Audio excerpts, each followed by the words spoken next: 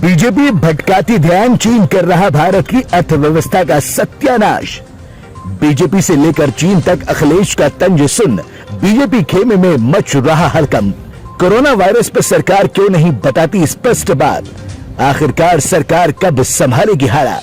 जिस तरह से चीन ने भारत की अर्थव्यवस्था पर कब्जा करके रखा है, फोन से लेकर लैपटॉप और आपके घर में जलने वाले बिजली का बल्ब भी चीन की अर्थव्यवस्था को मजबूत कर रहा है और भारत की अर्थव्यवस्था को गर्त में ले जाने का काम कर रहा है। जिस देश की अर्थव्यवस्था को सबल बनाने के लिए भारत अग्रसर है, वही देश भारत की सीमाओं को छोटा करने पर आमादा है। उसे जब भी मौका मिलता है वो भारत की सीमाओं में घुसने की कोशिश करता है, लेकिन भारत की सीमा पर तैनात भारत के रक्षक चीन के किसी भी इरादे को किसी भी कीमत पर सफल नहीं होने देते। अभी हाल ही में सपा अध्यक्ष अखिलेश यादव ने चीन को आड़े हाथों लेते हुए बीजेपी की दो तरफा चाल को समझाया है, जिसके बाद से बीजेपी के दिग्गज नेताओं के बीच हलचल तेज हो गई है। आज हम अखिलेश के द्वारा दिए गए इसी बयान की चर्चा करेंगे, जिस बयान में अखिलेश ने चीन और भाजपा दोनों को आड़े हाथों लिया। दरअसल कोरोना महामारी को लेकर समाजवादी पार्टी के अध्यक्ष अखिलेश यादव ने एक बयान जारी किया है, जिसमें अखिलेश यादव ने कहा है कि यह विषय बड़ा है। जो तस्वीरें दिखा रहे हैं चीन की, उसे देखकर हम और आप घबरा जाएंगे। तो ये हो सकता है कि सरकार स्पॉन्सर्स कर रही हो तस्वीरें। सरकार कोशिश कर रही होगी कि इस तरीके की तस्वीरें दिखाओ जिसमें लोग डर जाएं, घबरा जाएं।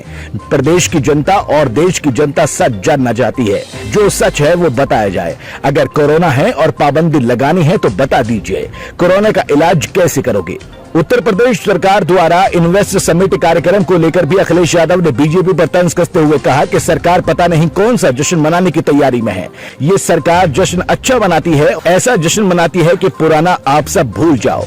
इसी सरकार ने एक बहुत बड़ी इन्वेस्टमेंट मीट भी की थी, जिसमें देश के बड़े बड़े इन्वेस्टर आए थे, देश के सबसे बड़े उद्योगपति आए थे और सरकार ने उस समय दावा किया था कि लगभग 5 लाख करोड़ के MOU हुए। उसके बाद डिफेंस एक्सपो हुआ। वही रिवरफ्रंट को लेकर अखिलेश यादव ने कहा कि भारतीय जनता पार्टी के रिवरफ्रंट को लेकर के विचार कुछ और हैं। रिवरफ्रंट को जहां ये जांच के दायरे में लाते हैं, वहीं डिफेंस एक्सपो हुआ। एयरफोर्स और नेवी के सभी अधिकारियों को रिवरफ्रंट दिया गया था, उस पर हेलीकॉप्टर उड़े थे, रोइंग हुई थी, तमाम तरीके के जहाज चलाए गए थे। सिर्फ दिखावे के लिए उसको इतने दिन साफ सुथरा चलाया गया। वहीं अब सुनने में आ रहा है कि मुख्यमंत्री खुद तैयार हो गए हैं कि वो भी इन्वेस्टमेंट लेने जा रहे हैं। इसका मतलब ये हुआ कि दिल्ली और यूपी की सरकार नाकाम रही है इन्वेस्टमेंट लाने के लिए, तभी इन्हें बार बार जाना पड़ रहा है।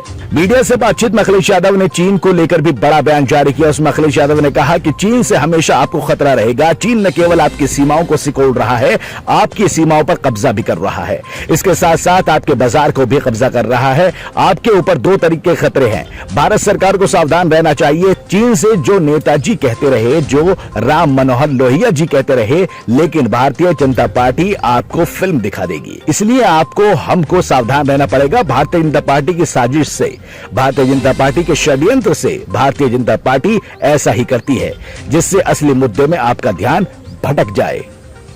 नगर निकाय चुनाव को लेकर अखिलेश यादव ने कहा कि जिस तरीके से उपचुनाव में समाजवादी पार्टी ने जीत दर्ज कराई है, उसी तरीके से निकाय चुनाव में भी जीत दर्ज होगी और पार्टी सिंबल पर चुनाव लड़ाएगी।